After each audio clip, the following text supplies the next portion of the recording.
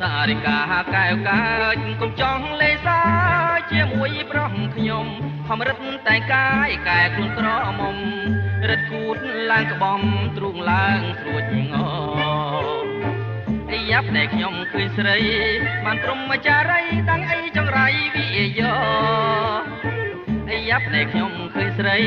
បានព្រមចារីតាំងអីចង្រៃវិយោក្រមុំត្បាញអាយមេម៉ាយវឹកវណាត់ឲ្យខ្ញុំមកស្រីដេកអោប្តី